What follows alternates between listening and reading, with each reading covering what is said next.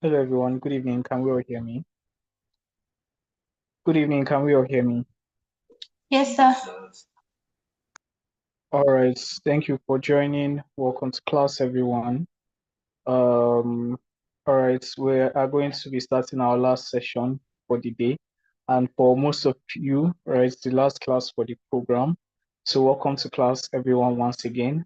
Please, if you can, in your different subgroups, I would like for you to just kindly send notifications, letting your other commentees know that class is about to, or class has started rather, so that, we have a full class because I'm sure we're going to have a very, very interesting um, session overall.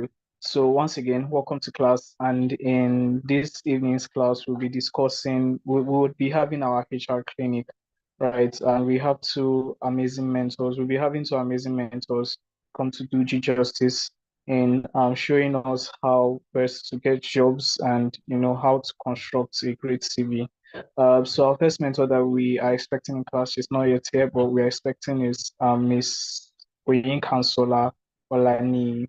Oyin Kansola is a legal associate at NG Partnership Solicitors, a full service law firm whose tentacles spread across oil and gas, real estate, capital markets, estate planning, corporate compliance, and company secretarial services.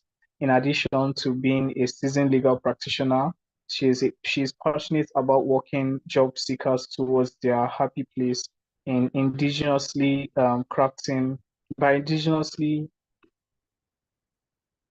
crafting original, well-researched, well-drafted, industry compliant, and aesthetically pleasing curricular vital CVs, cover letters, statements of purpose, motivation letters, and letters of intent. Over the course of 3 years, she has single-handedly prepared over 65 CVs for clients in different levels of different career paths across different states within and outside Nigeria, including the United Kingdom and Canada. Several of whom have landed dream jobs and admission in choice schools abroad for their prepared courses. Owen is a multi-potentialist who, in addition to being a first-class graduate of law from Bowen University, is also a certified copywriter, digital marketer, leader, CPOS advocate, blogger, and photographer, amongst others. Ms. Oinkwasola, I don't know if you have joined us, but we want to say a big welcome to today's class. Our second mentor for today, who is already in the session, is Miss Oluwatoyin Pudikom. Mrs. Oluwatoyin is a HR professional and career fitness coach with multi-sectorial work experience spanning aviation, business services, consulting, insurance, broadcast media, and microfinance banking.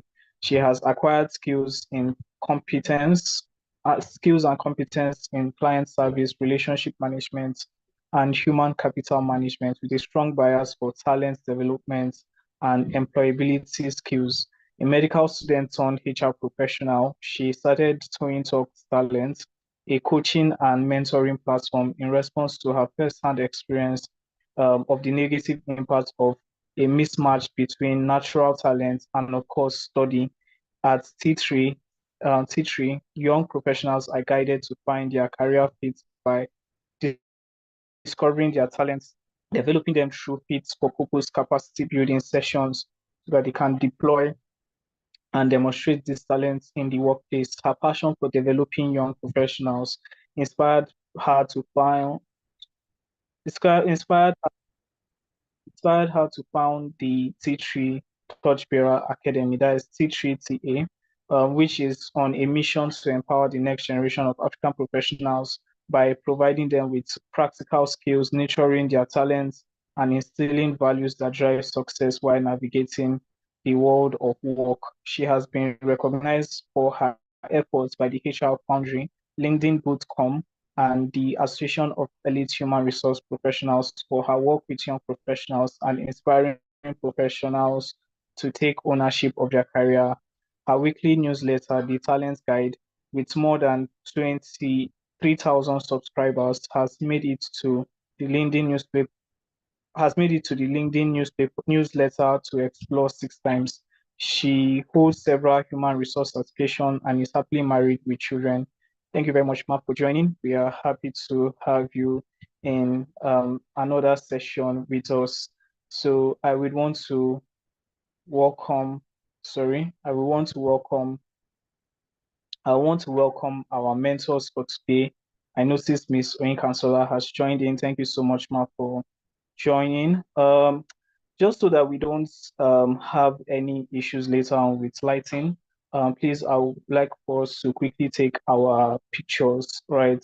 Let's quickly take pictures and then we'll head in properly into the session. I don't want us to delay with that later on in the session. So please, if you can you kindly turn on your videos? Let's take our quick picture and then, we'll head straight to class. Thank you, everyone.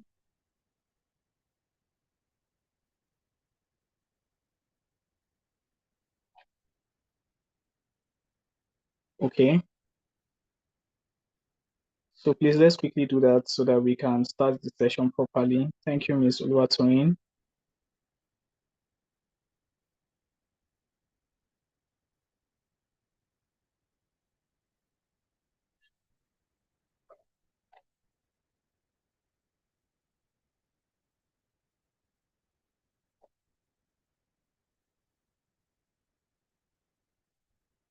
Okay, yeah, thank you all. So yeah, like I said, we'll be starting our session immediately.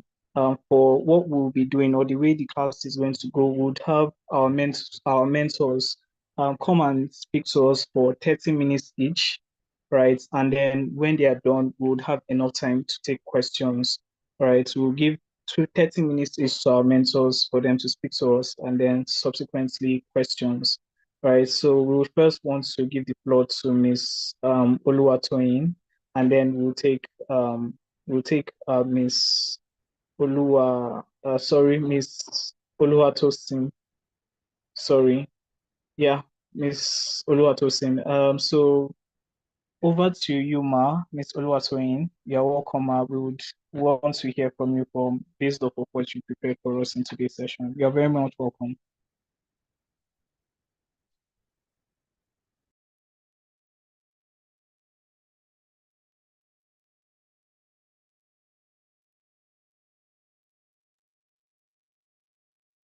Um, Miss Oluwatoyin, can you hear me?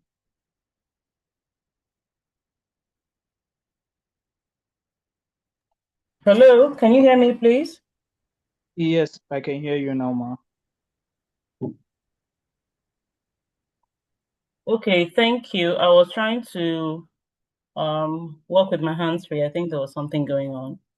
Can you just give me 1 second, please?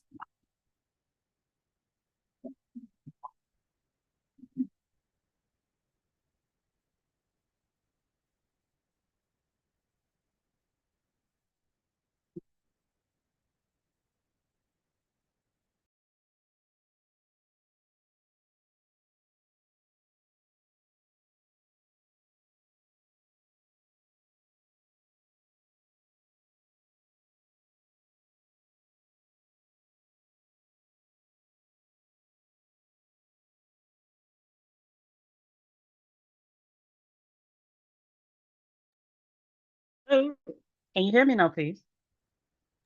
Yes, Ma, we can hear you. Oh, fantastic. All right. So I actually thought you said Onyin Consola was going to go first. So it was a bit of all right, not a problem at all. Good evening, everyone, all mentees. It's a pleasure to be with you in this cohort. This is my third cohort anyway. I'm grateful to have been part of the IIPCC for the past three cohorts, at least for me. I know that the organization has been around for much longer. It's a pleasure to meet you all. We're going to be talking today about CV writing and how to get the best jobs. I've been given 30 minutes. I sincerely hope that I'm going to be able to make it. So I'm going to time myself so that I can respect all the other things that we want to do today. If you don't mind, I'll be switching off my camera now. Is that okay with you? Yes, Ma, that's fine. Okay, fine. and then I'm going to share my slides. Before I do go, I want us to have a conversation because I don't want the idea of us just coming and I'm just downloading information and everybody just sitting and listening.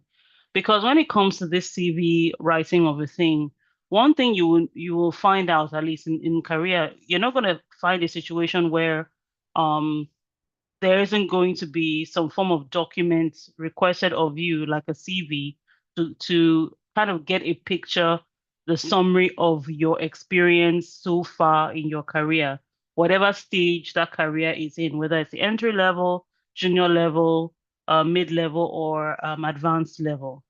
But as time goes on and as technology advances, as methodologies and such change, you'll find out that the kind of expectations begin to change around what you can offer as a candidate for whatever role it is.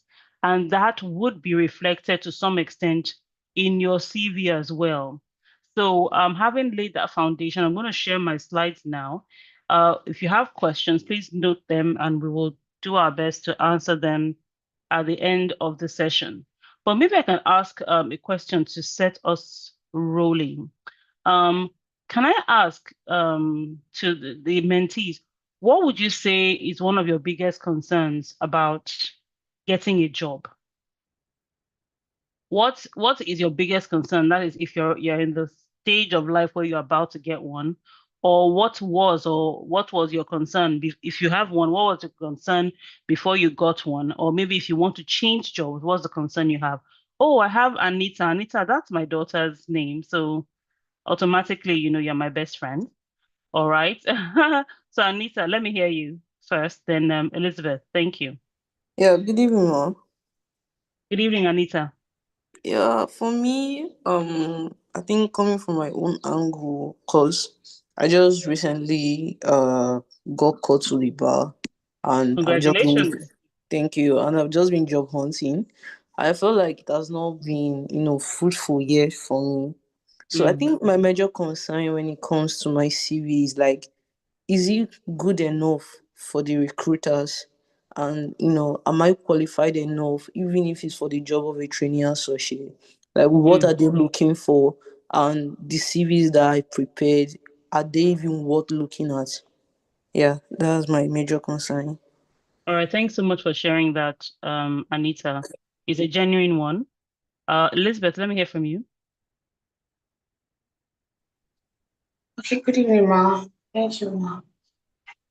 So ma, I would say I'm actually more like in Anita's shoes as well. Just got called to ban or but then one of the major concern I'm currently having when it comes to CV, it's not even writing the CV, it's the professional experience aspect, like which also boils down to whether recruiters or persons would take another look at your CV when they look at your professional experience, and because they place so much, they place or they make it mandatory actually to have like a lot of experience when you want to apply for jobs. They're looking at very few of them are actually looking at whether you're just called or not. So like Mm, that experience aspect, would it how what's the like the negative effect and how what's our how are we at a disadvantage in that aspect? Because that's like the biggest concern for me, apart from just writing a CV and sending it to companies for mm. job applications, ma. I think that's basically for me, ma. Thank you. Thank you very much for sharing that. And I really, really appreciate your being vulnerable, those of you that have spoken. Okay. Now, the reason I'm asking these questions, don't worry, I'm going to go through my slides, but you'll find that now that I'm hearing from you guys, it helps me to better focus on the areas that are of concern to you. Okay. I think I saw somebody else whose hand was raised. Is that Tando? Tando, can you go ahead and Yes, speak? yes, ma'am. Thank you. My question also relates to the one that Elizabeth just asked now, because right now in the job searching market, the standards have become so high that for an entry level position that is advertised wherever, they would in their requirements they would want a candidate who has 5 years experience, wherein that candidate is just fresh out of varsity, just graduated, or maybe that candidate did not even get like educational experience, like did not get the chance to go to school, that does not have any degree whatsoever. But they're also okay. In South Africa, we have TVET colleges. It's similar to universities, but universities are broader. So with our TVET colleges, we are offered like certain models that somehow correlate to some modules that are being taught, or whatever qualification that you're studying for in varsities. So when applying for a job, you will find that, okay, there's a entry level post that is open. You don't have experience, but then the recruiter is looking for a person who has 3 years experience in that level. And they would say, maybe they want you to have a car, like your own transport. They want you to have a car. I mean, the standards that we have here in South Africa, I'm not sure if it's the same in Nigeria. For me personally, I think that it's crazy for them to even demand such things. And I also believe in, I wish that recruiters would shift their mindset, or maybe tweak a little bit of their standards, just to feature us who are just, candidates who are fresh out of varsity, who don't have much experience. Because I believe that we can learn from the job. Once we're given the opportunity or the chance, we get to learn, and then we have the experience that we get. And then from that experience, we'll be able, with whatever resources that we're given at hand, we'll be able to grow from there. But then I'm not sure, I don't know how then as how then candidates should meet the standards of recruiters, because one lacks one thing and the other is looking for one, but then we cannot meet halfway. So I don't know how then, if I go back to the market searching, I go and like I'm looking for a job, how am I going to be given a chance to be given that jobs? How am I going to be given a chance to be recruited and learn from that job? But then they're looking for someone who has 3 years experience at an entry level position. Like I don't know how that makes sense. That is my concern. Thank you. Thanks so much, Sando. Honestly, I'm really, it's so interesting to me that even though we're in different countries, we have people sharing the same concerns. But then let me just hear from Moyo, and let that'll be the last person, please, so that we can now go ahead and start answering some of these concerns that you've mentioned. Moyo, please go ahead. Okay, all right. Good afternoon, Ma. Thank you very much for the opportunity for us to be able to say what our worries are about this. So what my other colleagues have said is quite in line with my own thought as well, and what I also want to say. But what I actually want to add as well is when we want to niche down as well. For me, I was called to the bar last year. I finished my NYSC this year, sometimes in July, and I'm still searching, I'm still hunting for a job. And whenever I'm searching, I'm also trying to see jobs that would help me grow in the niche that I'm picking, which is data privacy. But most of these things that you see, like, they are not very open to entry level, and the kind of experience that they're asking for, you don't necessarily know what you need to be qualified for you to be able to join those kind of legal departments in those law firms. So that's one of the issues I'm having. What do I need to put in my CV? What are the things that are expected of me in order for me to say, oh, I want to join their legal department in this aspect? All right, thank you so much, Moyo.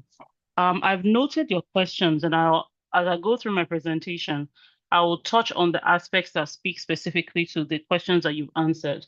If I'm going to skip over some slides, but have no fear, we are going to address all the things that I've written here today.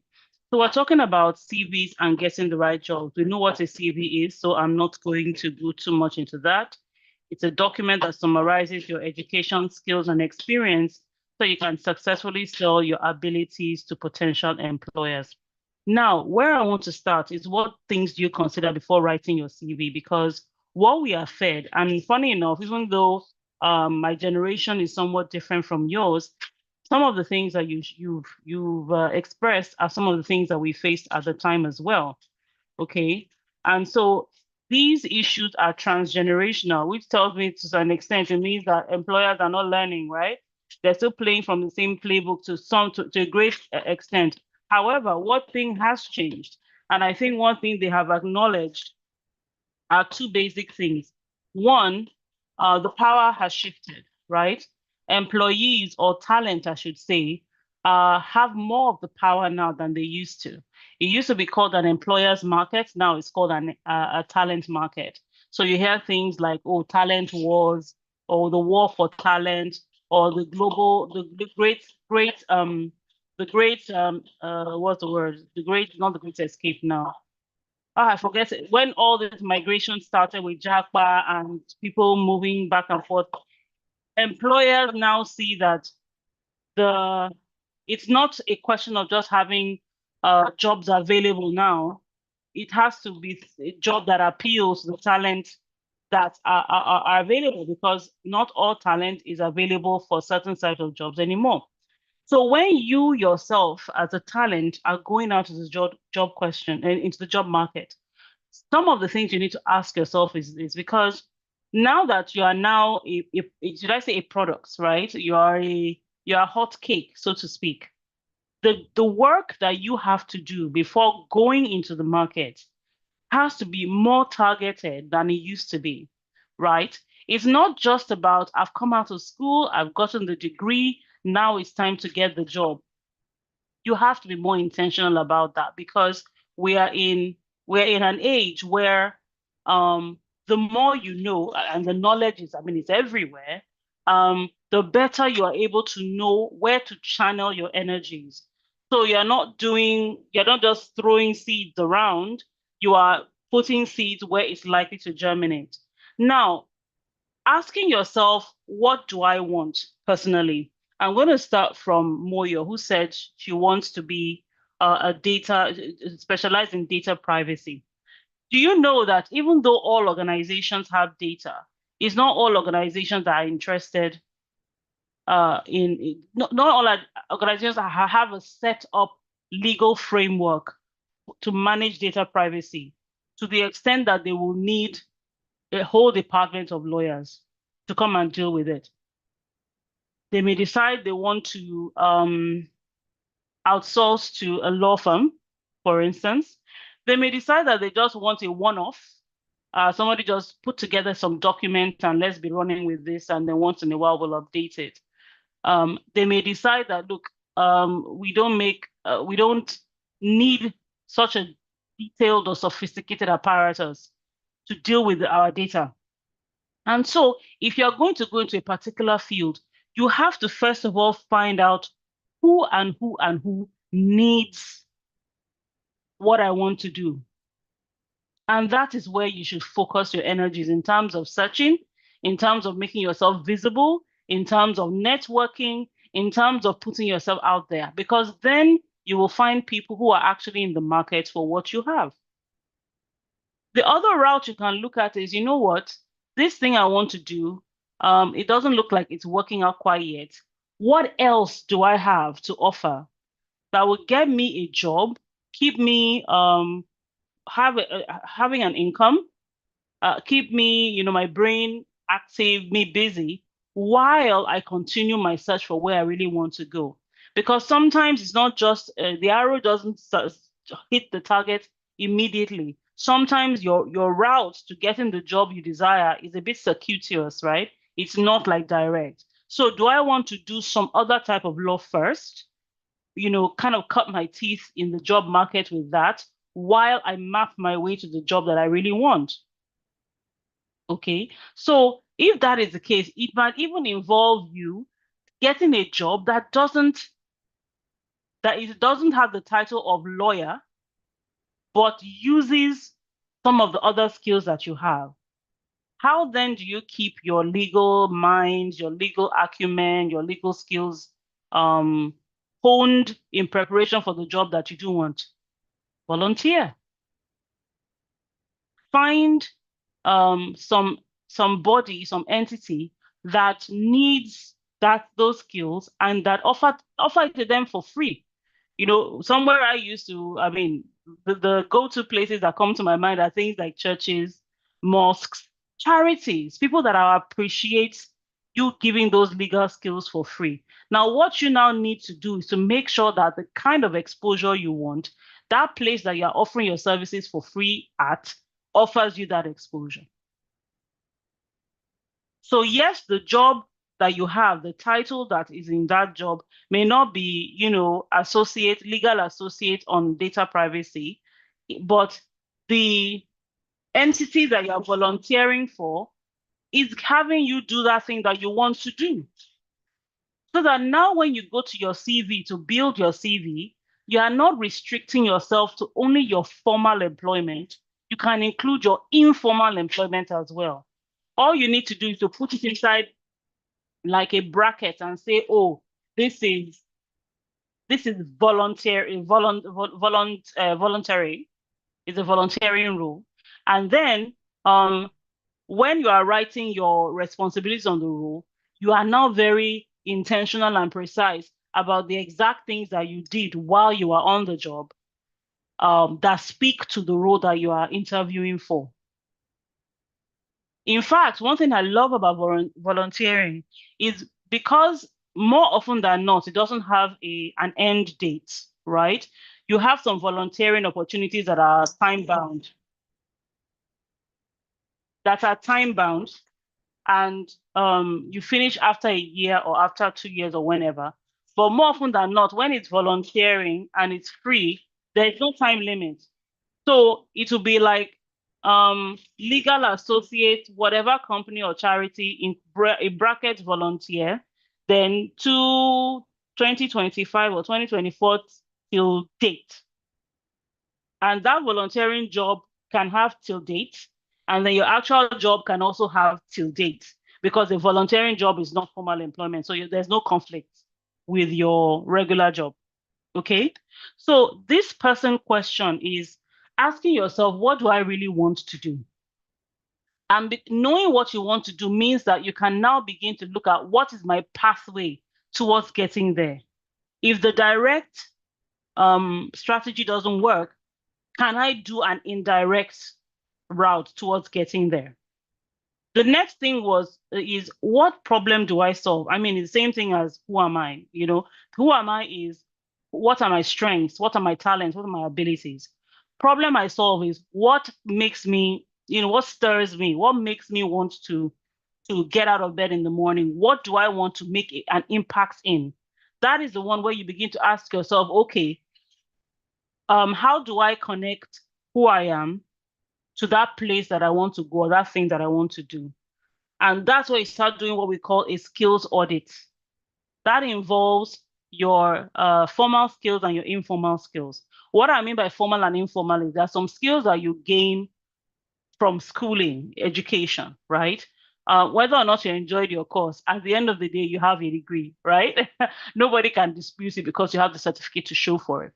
But there are some other things that you know how to do that may not necessarily have a certificate attached to it, right? Unless you want to go ahead and get one, because nowadays you can find a course for almost everything online. We have what we call now, we have YouTube University now. That's what they call it. Alongside with things like Allison, Coursera, edX, those other learning platforms that either offer you this information or knowledge for free or at a very affordable rate to validate those skills that you have that you may not necessarily gain in school. And those are the evidences that show that, okay, I can do this. Of course, another way to learn skills is by what I said, volunteering. When you've, what's the word I'm looking for? Gain the necessary exposure and, continue to work at practice. That's the word I was looking for. Practice those skills. Evidence that you can do it is that I have done it in this place, for this amount of time. I mean, if I can use a biblical reference, when David wanted to kill Goliath, what was his resume? I have killed a lion, I have killed a bear. And so this large person is like them, So even though it's not something that is part of your formal job, there's a place where you have practiced those skills, and those become available for you to use in the job that you really do want. Then the third is a purpose question. What does it mean for my career? If I'm going to choose a place to work, what am I taking away from it? We say in the business that you are either earning or you are learning. I may take a job not because it's like the most fantastic prospect for me, but because I need the money that it gives me while I'm preparing for what I really want. So while on that job that is not necessarily your desire, you are earning. And yes, you're also learning. There are also some jobs that you take that don't pay a lot, but have, can teach you that thing that you want in such a profound way that you don't mind the pay cut or the low pay, just so that you can learn those skills, because you know that by the time you will learn those things, that when you want to go to the place you really want to go to, I mean, you already have those skills under your belt. All right. So purpose has to be part of your reflection on when you are writing your CV or when you're applying to a job. Now, what are those things that make the CV grab the recruiter's attention, which is one of the things that I think both Tando, Anita, and Elizabeth have asked. Believe it or not, they say beauty is in the eye of the beholder. Yes, but the truth is that for a recruiter, it takes us 6 to 7 seconds to look at your CV. And some of the things we're looking at is how it looks. Is it easy to read? We look at things like, oh, what position did you hold? Where did you hold the position? So when you give attention to formatting your CV in an appealing way, it makes the recruiter want to read more about what you can do. Okay. And then, the information is presented in such a way that it's not clunky, it's not choked, and then it's not too wordy. I mean, who has time? I mean, I remember there was a position that I was recruiting for a couple of years ago. It was an entry-level position. I had 6 roles, I had 6 positions open, and I had about 1,200 CVs. How much time do you think I'm going to commit to reading every single CV? So the easier it is for a CV to read, the more likely that you're going to have someone take a look at it. Now, what are some of the tips you have in formatting? If you can read through it, so I'm not going to speak on each and every one so that we can move forward. I've told you about keeping it clutter-free, make good use of white space, which means um, give the recruiter some breathing room. Don't let the words be attacking the recruiter on the page. Yes, you've done phenomenal things, but is there a way you can consolidate it? Nowadays, thank God we have Jiipcc and some other tools like that, AI tools like that can help us summarize what we want to say in a way that the person reading it understands what we're saying without us having to use so many words. I've talked about organizing your CV. Be consistent in your formatting. If you're making your titles bold, do that throughout. If you're underlining, do that throughout. Always put your jobs in reverse chronological order, which is from most recent to least recent, not the other way around. And when you are sending it, please label the CV like your name, right? Not my CV or updated CV.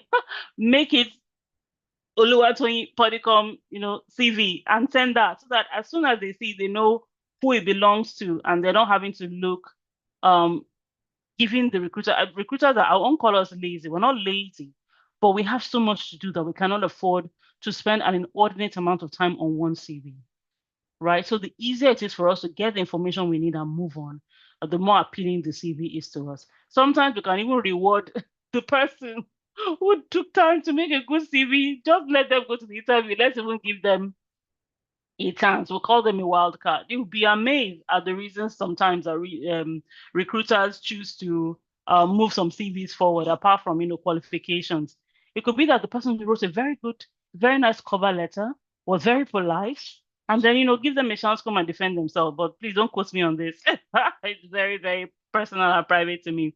All right. So active, not passive voice. Lead whatever you're writing with strong verbs. For instance, I grew retail loan book 38% in 9 months. I'm not in the legal field, but I can imagine that you can frame something that you've done in that field in a few words, but lead with active words so that you don't look like someone who is a spectator, but you look at someone who is an active person. What do I mean by an active person? So these are examples of the kind of words that you can use. You say things like I led, I built, I cheered, I programmed, I formed, I remodeled, I instituted, I established, I initiated, I introduced, I launched. Those words make you look, like you've got, like they're punchy. But when you say, oh, responsible for, don't leave that responsible for. Responsible for means that that's what's on your JD. Doesn't mean that you did it, right? So what you want to do is to frame it in a way that shows that this is what I actually did. And then now follow that up with the impact. So I led a 5-man team to create an advertising campaign that resulted in 100 new customers into our database. You talked about what you did, the role that you played, you've given them the context of what you did, and you've talked about the results. So those are the kind of CVs that people want to see. Then the last thing you should keep in mind, not as much as it used to be now, at least not in this part of the world. If you're applying like an application through like a software like then Zoho and I think Green, a few of them like that. You want to make sure that your resume is ATS friendly.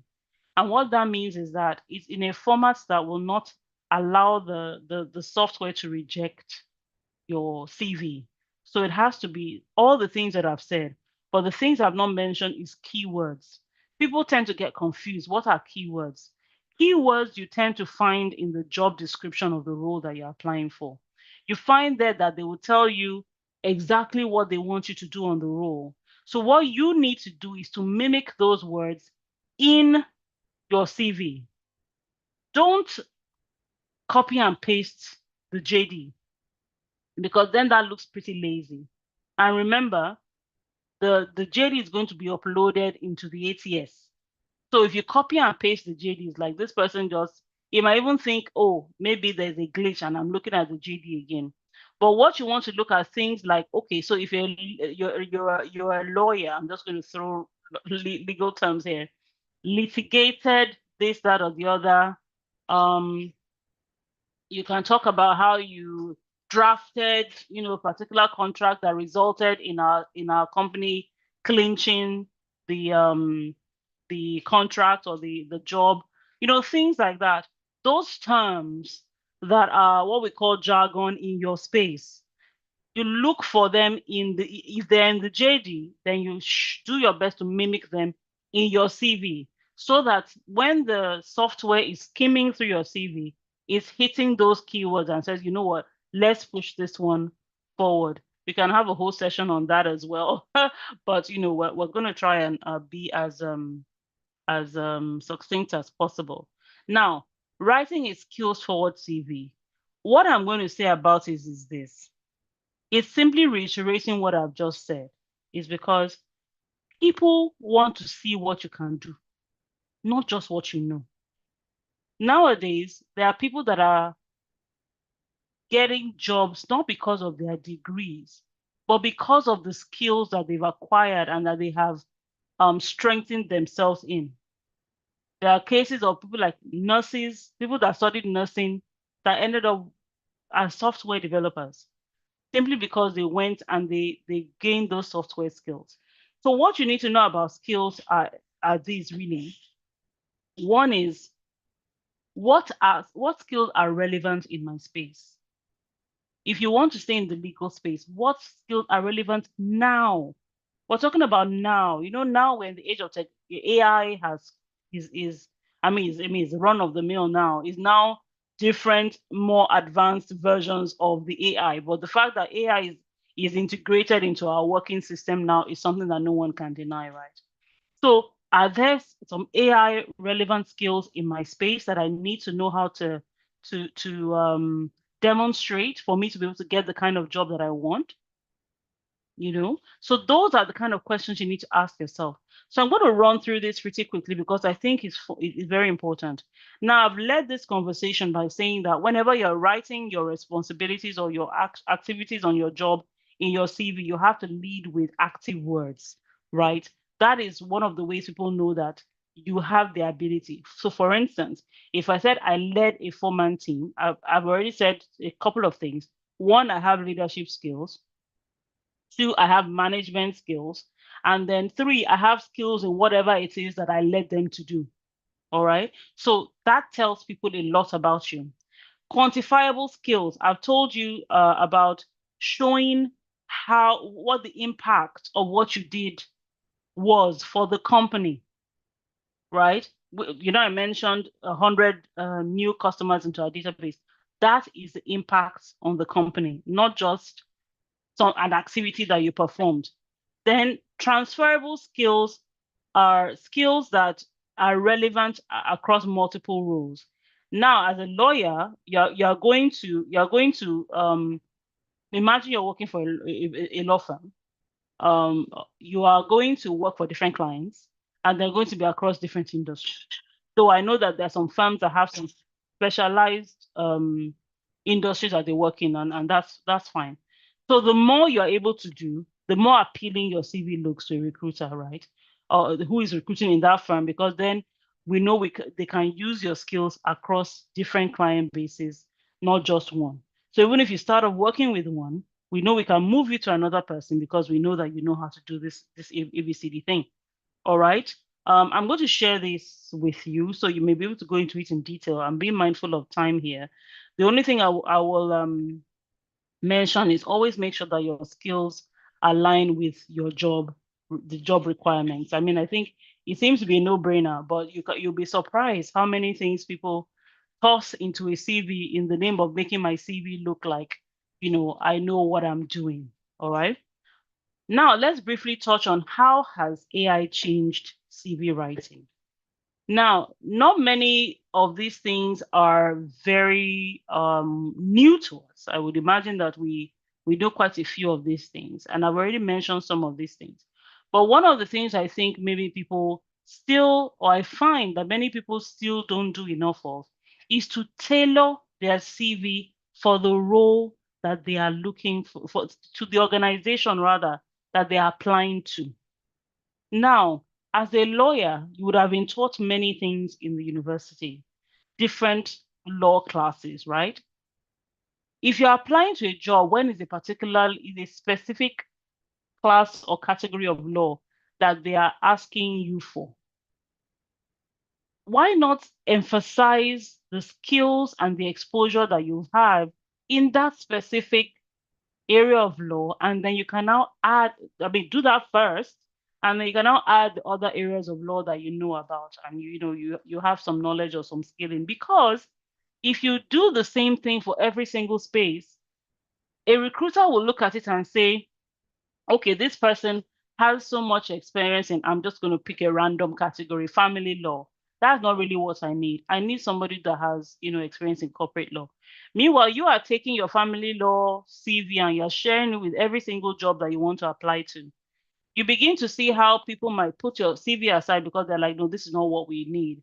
Yes, this person may be very knowledgeable, maybe a good talent if I needed a family lawyer, but that's not what I need. Do you see?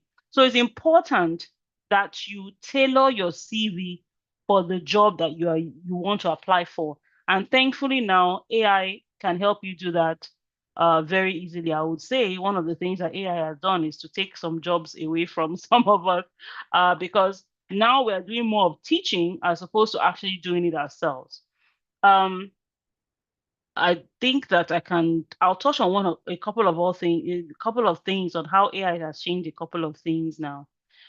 Because I mentioned before ATS, right? They are now more sophisticated, and that's the truth. Which is a plus and also a minus. A plus because it means that some of those things that they used to throw away before, because the technology is now more sophisticated, they take more time to go through CVs, right? But the other thing, what we call a minus, is that if then you don't comply with the kind of formatting that ATS systems can read effectively, it increases the possibility of your CV being discarded. All right. So discarded rather. So it's important to make sure that you do the right thing if you're applying for a role via an ATS system. Now, there's so many other things I can talk. We've talked about keywords, we've talked about customization, we've talked about results mattering more than responsibilities. Soft skills are as important as hard skills now. In fact, you'll find out that in a lot of job descriptions, they have a section where they talk about the kind of skills, soft skills they want you to have. It's what we call, the whole job profile. Usually people talk about qualifications alone, or the degree, or, maybe the course. But now it's like you must be this, must have this particular type of skill and stuff like that. So soft skills are also important in hard skills. Now, what I'm going to draw your attention to a specific area where I think that a lot of us tend to overlook, especially if we are fresh from the university. I'm not going to lay the blame at your door, because I feel also that universities are not integrating modern recruitment methods into their teaching. If I'm teaching you how to understand law, to the end that after you finish, you go ahead and get a job, why would I not teach you about what the firms or companies that require legal expertise, what they may be looking for, right? And which is why I advocate that every school should have someone who comes to teach people about job search methodology and employability skills. Because I'll tell you something, my dear ones, that nowadays you will find that everybody who is um, active on places like LinkedIn, they are not doing it just so that people can say, oh, the person's on LinkedIn. It's because they are looking for a way to set themselves apart from the crowd. And guys, if you have 600 graduates from all universities across Nigeria every year, what you need to do is to get yourself ahead of the pack, separate yourself from everyone else. I'm going to kind of go through quickly so I can focus on that. Common errors in your CV, I've talked about a lot of them. I've talked about relevance of the skills. I've talked about making sure that you use your active voice and display the results. I'll also add one thing, is that if you are going to apply for any role independently, not through like a referral, please follow the application guidelines. Don't freestyle it, right? If they tell you to send it to a specific place, do that. If they say you should put in a particular format, do that. Don't freestyle it and just hope for the best. Adhere to the guidelines as much as possible. Now, this is the area I want to focus on, and if I end on this, I don't think it's too bad, because when you are one of 600 going into the same job market, distinguishing yourself becomes a must, not a good to have. That is why you have so many people going on LinkedIn, for instance, to be writing posts, and you find them there, and you probably wonder, oh, this one is just trying to show off, or this one is just trying to say that them to their LinkedIn influencers, etc., etc., etc. But guys, can I tell you that with the exception of networking, which is where I'll end this, being visible works. Not just because you are in the eye of your potential recruiters, but because they are able to associate you with something. By the time they need that skill, you could be one of those people that comes to mind. This VRIO format I'm going to go through briefly is a way to separate yourself from the pack. If I was to summarize this, all it means is to separate yourself from the pack. This model is used by companies to give themselves a competitive advantage over people in the same industry. And I believe that as a talent, you can use the principle to separate yourself as well. What do these things mean? Valuable. The skill that you have, is it valuable to a recruiter? Or let's hold it down a little bit. Is it valuable in the space that you want to go into? If your answer is no, then you're already at a disadvantage. However, if your answer is yes, then it means that you're at par with everyone else that has a similar skill than you. The question now is, how do you set yourself apart? You move to the second stage, which is R, which means rare. Rare simply means that it's not common. It's not common. Not that it's rare like diamonds or anything else. It just means that it's not common. Do you have something in addition to your relevant degree that others don't have? If your answer is no, then you are left competing with so many others. But if your answer is yes, you have something that's a little bit different. Could it be a knowledge or a skill that you've acquired? Is it you have a certification in addition to your degree that others don't readily have? Or while you were in school, were you learning something else? Or you gaining another skill that everyone doesn't readily have? Maybe you were able to do one or two internships that made you a little bit more skilled in some area. Add that to your CV and you're already disqualifying some other people, which means that you have now made it to the R category. But you can't stop there because you need to thin the crowd a little bit more. So yes, you have your V. Yes, you have an R, but all you have is a temporary competitive advantage. If we want to move further, then we have to move into the I category, which means inimitable or not easily copied. This one is not just uncommon, it's not easily copied.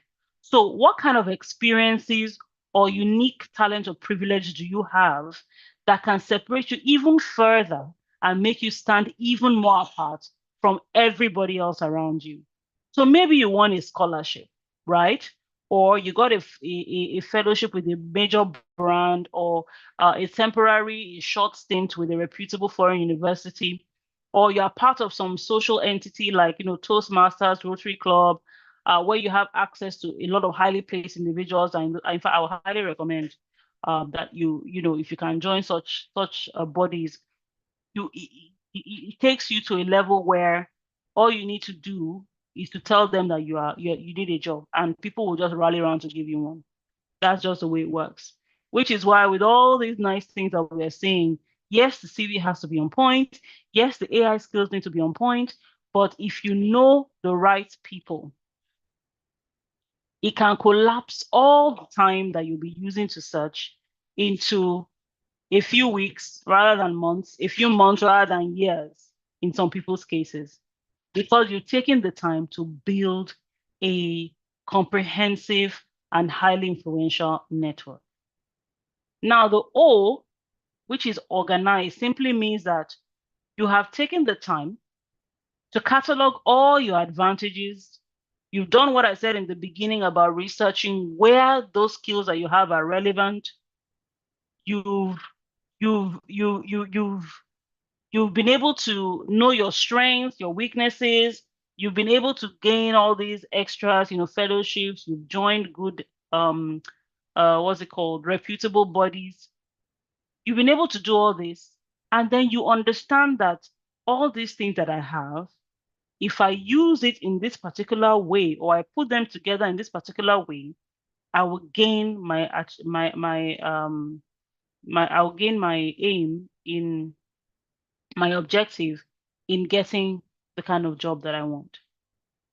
This framework, I think, is very, very important.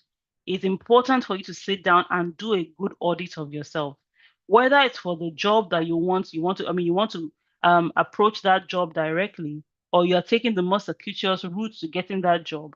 You need to know what you have as a competitive advantage over everyone else who might be seeking the same opportunities that you do. Now, in conclusion, how AI is changing jobs. These are things that we've felt, we've heard, but I'll just go through it so that we reiterate it and understand the importance of knowing them. There's a shift from manual tasks to cognitive tasks, which means that a lot of work is more brain intensive than they are manually intensive, right? Job displacement in low skill areas. Anything that needs low skill will just be automated. That's the truth. So, I mean, we used to be, I don't know whether anybody here, or maybe you weren't taught, but in my own time, we were taught shorthand and typing in the university. We were taught how to do, ASDF, column LKJ. We'd learn how to type and then speed and then shorthand, how to translate shorthand. Nobody does that anymore. You can use two fingers to type now. True or false? You can just tap, tap, tap, tap, tap. The important thing is that you can get the word. In fact, there's some software that all you have to do is to talk and it will translate what you've said into words. And all you've got to do is copy and paste. Not to talk of the large language models like ChatGPT and co that can construct the thing for you, and all you do is lift it and paste it where you need it to. And so shorthand is just a skill that it's now become like something you elevate to the level of an artifact in history because we don't use it anymore, right? Then AI creates new job categories. You may find interestingly that there may be areas within law that is specifically geared towards AI. Somebody who has AI skills and legal knowledge will be able to do that job. I don't know if there is anything, but I mean, AI ethics consultant, for instance, is somebody that a lawyer can do that job, right? So it's creating new job categories. And do you know what? If you find out what those categories are, what if you took a shot and say, you know what? Let me see what I can do about gaining skills here, because now I know the kind of organizations that need this kind of skills, and I know how much they pay generally, right? Of course, there's a rise in remote and global work because AI tools make remote work easier, faster, and more efficient. Then there's the demand for hybrid skill sets, right? People generally want, we talked about what was the term I used there? Like you have to have transferable skills. People don't just want people that know one thing. They want people that know one thing well and other things well enough. So as someone who is going to the job market, you're coming out with your law degree, you know one thing well. But what other things can you get to know well enough to be able to adapt to wherever it is that you work? Something to think about. Learning continues, never stops. The degree attainment, the call to bar, congratulations to you all, by the way, who are just recently called to bar, is a fantastic, laudable attainment, but it's just the beginning of the journey. What's next? Learning always continues. And then finally, you'll find that things that have to do with our humanity become more valuable, because things that have to do with skills, to an extent, AI or technology can take care of that. So what are those human type abilities that AI tools cannot currently do? Those ones become even more valuable as we go into the now of work. So we've talked about all this. This is just a summary. This is just a summary table, but be sure you do these things. Get AI literate, learn how to work with tools, stay flexible and curious, and like I said before, build a personal brand online. Now, strategies to get the best jobs. I'm going to run through this quickly. I know I've exceeded my time. Please forgive me. There's a lot to get through. The one I'm going to talk the most about is building a strong professional network. But I'm going to go a little deeper. The network that you have even now, your parents' friends, your uncles, your aunts, your church, your mosque, your alumnus of your previous organization, your school, those are your networks that you have now. Most people tend to focus on, the networks, professional that you get online. You follow this person, connect with that person on LinkedIn, and then you said, you rejoice that, oh, I have this person in my network. But the people that actually know you and know what you're capable of, how well are you mining that network? What conversations have you had with certain people about getting a job or getting a particular job? Because, sometimes, I don't know whether it's shyness, I don't know whether it's embarrassment, I don't know whether it is that we just want to keep our business to our business, but you may lose out on an opportunity that someone can help you do simply because you think that what you need is out there and not in here. The other one I think I've talked about every other one here. I've talked about LinkedIn, I've talked about tailoring your applications, I've talked about internships and volunteering, working with recruiters and headhunters. Well, that's the route that one could choose to go if you wanted to go that route, in that you actually get someone who is a recruiter or a headhunter to help you find a job. That doesn't happen as much in this part of the world, but in some cases, I mean, you can go that route. I've talked about personal branding, I've talked about identifying your target companies, and I've talked about continually learning and upskilling. Now, the last part of my presentation are just prompts that you can use on ChatGPT, for instance, or any other an AI model like that to help you get what you need in terms of, whether it's to polish your resume, is to do some research about a company, prepare, for an interview through common questions, how to answer them, etc., etc., etc.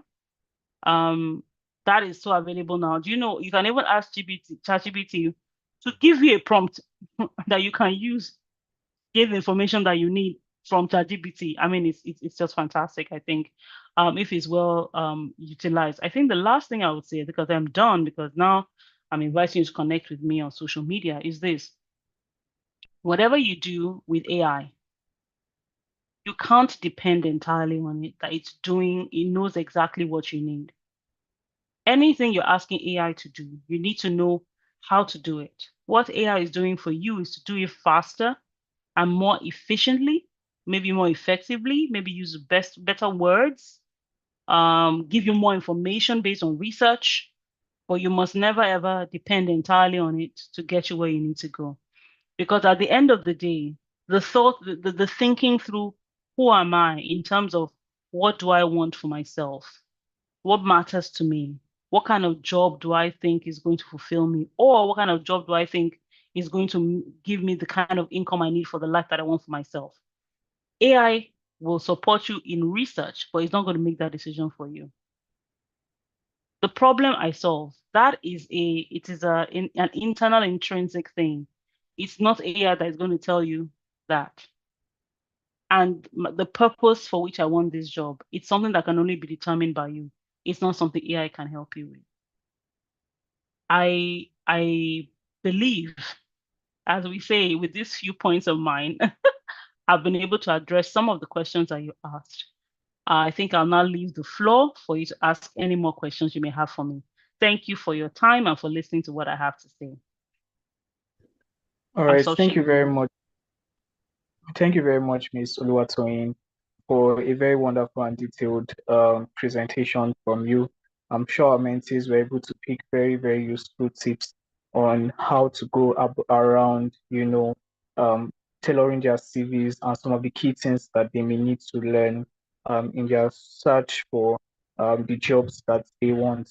So before we take questions, we'll have that a bit later on. All right, so please, mentees, you can just down your questions if you have any. But before we do that, we'll be receiving Miss Oyinka Sola. Yes, Miss Oyinka Sola, if you're with us, we also want to get to hear you share your thoughts. And then once we are done with that, we'll take questions and then call it a day.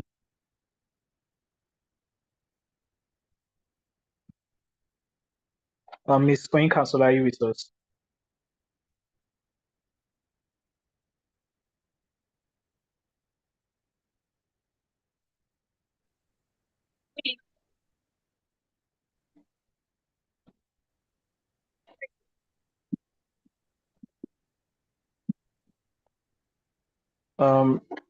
Hello, I think your network is pretty bad.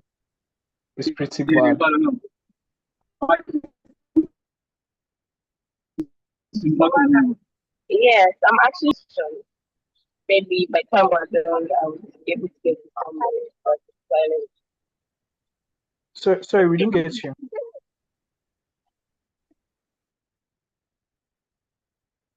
Okay. So while we're waiting for Miss Oyinka Sola to get back with us, we would want to take questions. Okay, we'll take questions for Miss Oluwatoyin. So please, if you have questions you would like to ask Miss Oluwatoyin, we can take your questions.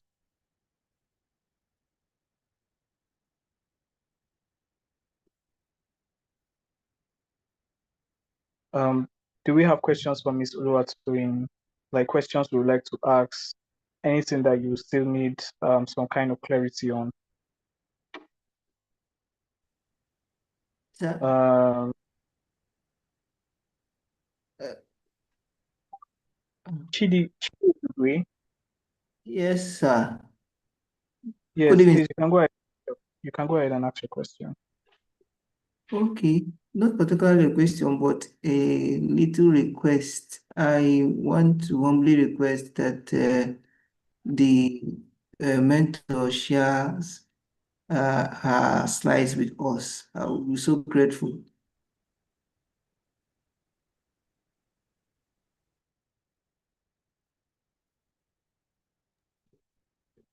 Sorry, is it only me, but I didn't really get your question. Okay, I said it's not. Can you hear me now, sir? Yes, I can hear you. Okay, I said it's not a question per se, but I want to make a humble request that the mentor shares her slides with us, as much as it's possible. That's my Okay, humble request. okay, Miss Oluwatoyin has said she would. So when we get it, we would do well to send it to you guys. Okay. Uh, s- yes, so Nadia, please, you can go ahead and ask your question. Uh, Good evening, everyone. First of all, it was actually an incredible presentation. I was actually looking forward to it. So thank you so much, the mentor. So my question is, while she was explaining the iPad, the inimitable part, she said something, she suggested an organization that we should join. So I didn't really get that. I don't know if you can please say it again. Thank you.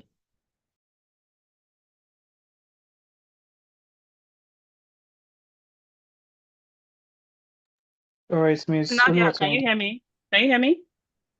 Yes, I can. Okay, fantastic. All right. So what I suggested, because there are many, many organizations like this, and when I talk about organizations, I don't just mean these kind of bodies. I mean also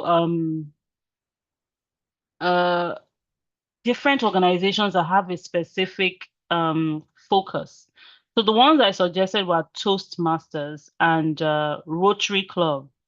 I don't know which ones are available in the other countries, but I think Toastmasters and Rotary Club are actually international. And what they are Toastmasters, for instance, teaches people how to speak publicly. And you'll find that a number of people that do TED Talks also have some affiliation or they've been part of Toastmasters. So they tell you how to speak in public, without saying things like as in to be excellent public speakers or communicators, I should say. And why that is important is because there is no leader that you see so much in public in business or management type spheres that is not a good communicator.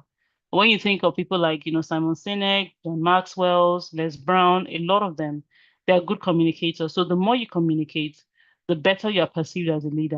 I'm not one of them, but I don't know why I'm selling them. The other one I mentioned is Rotary Club or other Rotary Club like organizations, those sort of organizations that do humanitarian work. You'll find a lot of high profile people are part of those organizations. In fact, I had one of who like coach during a career fair a couple of years ago, had come to me. He was so jittery, very, very uncomfortable. I mean, worried, I should say, anxious looking. And I was like, oh, why are you looking so anxious? He was wearing this, our NYSC in Nigeria. We have this 1 year thing that we do called NYSC. And he was talking about how worried he was, job market, I don't know what to do, et cetera, et cetera. And so I dug a little deeper to find out what his concerns actually were. And turned out that he was a member of Rotary Club. So when I when I heard that, and I asked him, "Are you an active member?" He said, "Yes, he's an active member." Then I said that, I mean, so why are you so worried? If you're an active member and a lot of these people already know you, all you really need to do, and you're a copper, so people are actually very interested in what are the next steps are for you if you're an active member, in the body. Just let them know that you're almost done and it's time for work. You won't have a problem getting a job. And that's the truth, because people in Rotary Club are that influential. A lot of them are business owners. Even to help you start off, they can give you a job just for you to start your career. And then as time goes on, you can now decide to move somewhere else.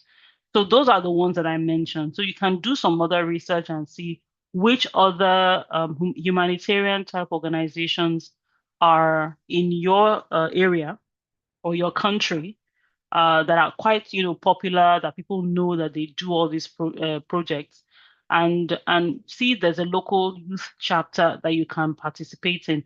Obviously, I would caveat this by saying that the things that they do need to be aligned with your personal values as well.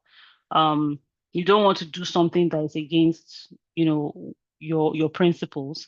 Or if there's something, you can find it aligns with your personal values, please go ahead and go for it. And I'll tell you that the additional bonus to that is that when you're applying for scholarships like Roosevelt Scholarship, Fulbright Scholarship, MasterCard scholarships, these community-based activities are the kinds of things that they want to see in your essays.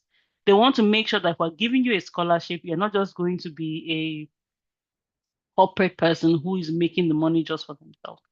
You are doing something that's going to benefit society. So there are multiple advantages to being part of these kinds of bodies, or taking up some community-based volunteering role that have those kind of social impacts, to help support things like getting good employment or even applying for international scholarships. I hope I've helped you, Nadia. Yes, you did. Thank you so, so much. You're very, very welcome. So I've shared the slides with Sophie, our dear admin.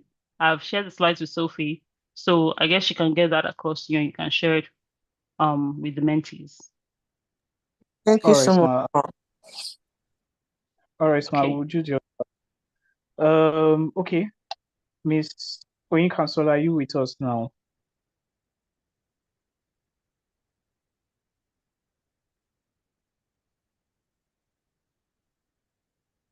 If it's okay, there's another question in the chat room. Can I go ahead and answer that? All right, Ma, you can go ahead. Okay, I think Lauren says, is it okay if we write all the organizations we were and are members of, or is it relevant, or we should just frame it in a way using active words? Lauren, I don't know if you can clarify that question for me. What do you mean by all the organizations that you're a member of? Do you mean associations, like professional associations? Do you mean your work history? I'm not quite clear. Is Lauren able to speak? Yes, I mean faculty organizations. Like jobs that you've done, previous jobs that you've done? No, maybe a member of the Okay, associations like yes, professional association academic here. committee or a committees, something like that. Okay, I see. All right. So for me, I don't think that things like that are out of place, because it's not about the association per se. It's about the fact that you have a role that you're performing within those organizations. If, for instance, you joined or you got the qualification just to beef up your qualifications and it's not adding to you in any valuable way, I mean, writing it there is not going to make a difference. But what will make a difference in is if it is something that you are actually active in. Maybe you're like a treasurer, you're like a you're the president, the secretary. There's a role that you're playing in that organization. It's actually very helpful for you to put it there.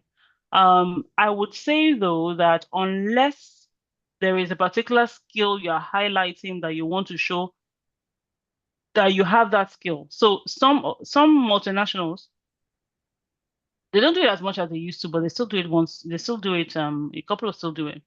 What they will say is that any skill that you say you have that is not backed up by like a certificate, you have to talk about how you demonstrated that skill at work.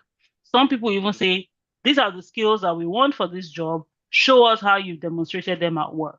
So if you have leadership skills in this association, whichever one it is you're a member of, and you're talking about your leadership skills in the CV, you just talk about how you led maybe a project that you did or an event that you organized and you played an active role in it to demonstrate your leadership skills. So these things are useful and relevant for those kind of scenarios I've mentioned. If, however, you just want to list it among the things that you are part of, um, it's not a bad idea. The recruiter, if they get to that, as far as that's in your CV, is not is not it's not it's not a bad thing to include. And I'll tell you another key. Now, these scenarios I mentioned may be outlying scenarios, but you never really know. In some cases, some unique circumstances under which you get a particular job. Do you know that that association that you may think is irrelevant, maybe it's the association that the CEO of that company is a chairman there or something like that. The same way that maybe the university you attended is the university that the CEO attended, or even the HR person attended, and that person is very passionate about university, up school and all that kind of stuff. And you now put that university, I graduated from ABCD University, and then your CV happens to be good again. It certainly ups your chances, right, of being called. So yeah, I would say add it. It's not going to do you a disservice, I should say. It will only just make what is good already good better. That's what I would say, Lauren. Thank you so much, ma'am. You're very welcome. All right, thank you very much, Mark, for helping us run through questions. Just to ask for the mentees, okay, if you still have more questions, you can still keep them coming. In Miss Summer, please, you can go ahead and ask your question. Good evening, man. Good evening, Mr. Dennis. So, my question is, I've heard before that you're not meant to have more than 2 pages in your CV. You're meant to limit your CV to 2 pages. I wanted to know, coming from you, okay, what is your advice on that? Because sometimes when you have a lot of, or when you have so much to write, like, is it good to reduce it to what you feel like you said now? Limiting it to what you feel like is important. You might cut out something that might give you an advantage. So is that 2 page rule, does it work everywhere? That's my question. I would say that this is strictly based on your experience level. Miss Summer, if you're just out of law school or you've just been called to the bar, or you have less than 5 years of experience, why on earth would you have a CV that's longer than 2 pages? I mentioned when I was talking that recruiters don't have time. They don't have time to read a lot of words. So the punchier your CV is, the better. So no, at your level, I would not at all recommend you having a CV that is more than 2 pages. In fact, I shouldn't imagine that shouldn't be up to 2 pages because your experience level, at least typically, is expected not to be so high. Even if it is, I mean, you're just you're young in the corporate space. Say what you want to say as succinctly as possible and let it be. If you keep on thinking that there's something you want to leave out, then you are thinking that is you want to throw everything into your CV. Let the JD guide you as to what the company needs, not what you think they should need or what you think they should have, right? If the JD tells you what they need, then that's what you should emphasize in your CV. Any other thing you want to add, be in the last couple of lines in your CV, but the focus should be on what the JD is requesting for. Bonus update, guys. It looks like I can actually share the slides in the chat room. I don't know if you see it already. It seems like I can do that. If you can just confirm for me that you see it, so there's no need for Sophie, though Sophie has them already. You can actually, I think, download it directly from the chat room. Somebody can try that out. Let me know whether it works. My friend Yeah. Anita. Yeah. Please, I have another question. Is it possible for the school you went to affect you getting a job? Well, I would say that if it does, it wouldn't be a fault of yours, right? Yeah. Because you are given admission and you went to the school. If maybe at the point at which you were in the school or you left the school, there's some maybe the government released a list of schools that have been deaccredited for for a specific course, and maybe that is your course. That wouldn't be your fault, is it? It would be the school not maintaining the standards required, Yeah, right? So that wouldn't be your fault. because the reason Um, why I asked is mm, that a friend of mine went to, apply for a job in a corporate firm, and the receptionist told her that there was no job opening. However, there was a job opening.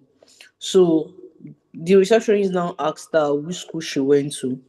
When she said the school she went to, receptionist told her to wait and went inside and came back and was like, no, there's no job opening. And but later the receptionist was now telling her that, well, the reason why she said so is that already when it comes to private universities, there are already private universities that corporate firms always feel like that people that come out from there, they don't study and all that. So mm, our school was kind of blackboard from getting such kind of jobs. That's why I'm asking, because in as much as I mm, know, definitely there are people from my school that have gotten like huge paying jobs and all that. It mm, still mm, feels like when you talk about Maduna, people still see it as a private university that is just there for just being there. mm. Well, that would be a personal preference of the maybe owners of the organization. Unless there was some list released, where the federal government says this particular school has been, de-accredited or whatever the case may be. Um, Really, it would be a personal preference.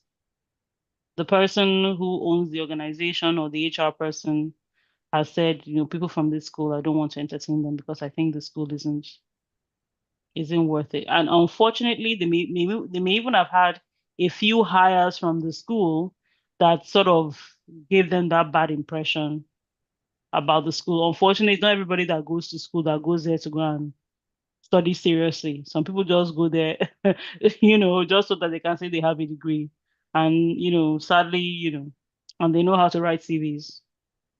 So they got the opportunity and then they didn't show up properly at the interview, and so they now give a bad impression of the school to people. So I think I can say to a great degree that that is based on personal preferences. It's not a blanket thing where you'll find multiple organizations that will say, "Oh, I'm not going to hire because you're from this school," except there's been like a public disavowing of that particular school or a particular course from that school. Okay, man, no problem. Thank you so much. You're very welcome. I see Eriwari Bill. Is it Bill Clinton? I see Bill. That's all clean. I'm like, is it Bill Clinton? Please go ahead. Go ahead and ask your question. Okay, good evening, ma. Good evening, Good everyone. evening. Um, and yes, it's Bill Clinton. But that aside, I want to ask your personal opinion, Mm. in your own field. What do you think are the chances that maybe a person will not be accepted into a job if they don't have an active LinkedIn profile um or a LinkedIn profile at all? Like, for example, some people are not really social and they don't really like to be on social media as much. So, what are the chances that maybe that kind of person will not, or their CV will be rejected because, well, they don't indulge in social media, basically. Thank Bill, you. are we talking about you? In this hypothetical scenario, it is not me. Okay. Okay. I would say, you really can't force people to do things. All you can tell them is what they can benefit from it if they do it, right? So not everybody is going to be a LinkedIn chatterbox, right? And they're not the ones posting articles every week. They're not the ones, talking about this, getting followers right left and center. Not everybody is going to do that. I would say that if you do that, it certainly helps, but there's got to be substance behind it. It can't just be doing it for doing its sake. If you do it for doing its sake, before too long, people will know that there's no substance behind what you're doing. But if you're not social online, you've got to be social, in other areas. No one is an island. Everyone's going to be employed by someone.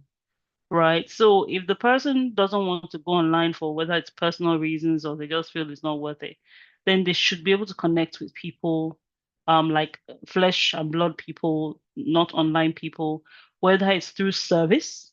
That is a very, very actually effective way for introverts, for instance, to gain favor with people that can give them employment by serving, volunteering, um, just being part of somebody's project and being a valuable asset to do, sorry, being that's an tautology, being an asset to them on the project, supporting their causes, just being available.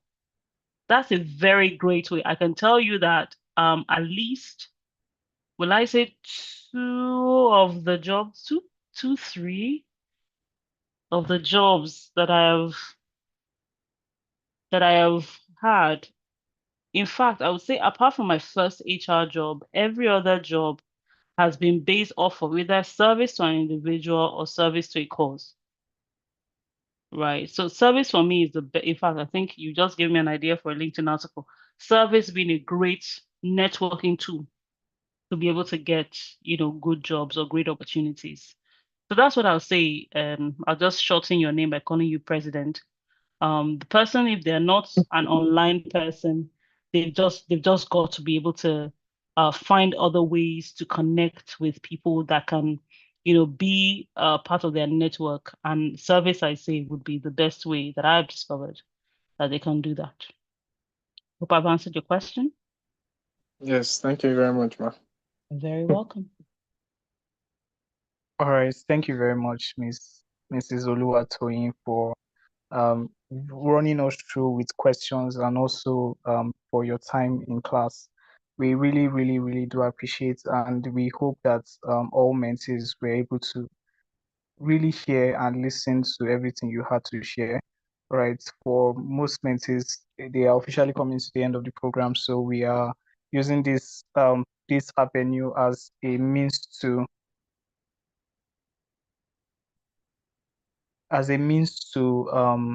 we are using this avenue as a means to not just get them to know about things that are specifically tied to the courses that they took, or how they can now position themselves after the program to begin to fine-tune themselves for the opportunities that they want. So thank you so much, Ma, for sharing your thoughts with us. We are sure that our mentees are going to take advantage of everything that you have said. Miss Oyin Kansola sends her apologies. She is currently in transit and she would be unable to join us in class. So, with that, I think it's safe to say Miss Oluwatoyin did a good job in covering everything that we've had to deal with in today's session. So, we've come officially to the end of class. Uh, for the mentees, please, you can kindly do well to connect with Mrs. Oluwatoyin on LinkedIn. You can reach out to her if there are any questions you would want to ask, or just generally follow her and connect with her newsletter so that if there are updates and things you need to know, right, you can get access to that. Yeah, so officially Well, for the mentees, see you next week. We've come to the end of class for most of you, but we have some activities that we have um, sidelined for you guys so that you can partake in to keep you busy ahead of the closing ceremony. So yeah, look forward to just pay attention to your groups and the messages that will be sent so that you can participate in as much tasks as you can, right, while you prepare for the closing ceremony. Once again, thank you very much, Mrs. Oluwatoyin. We hope that you do enjoy the rest of your evening. To the mentees, don't forget to fill in your attendance and don't forget to share what you have learned in today's session. Goodbye, everyone, and enjoy the rest of your evening. All right. Thank you so much for the opportunity. I look forward to connecting with you all. Goodbye, everyone. Goodbye.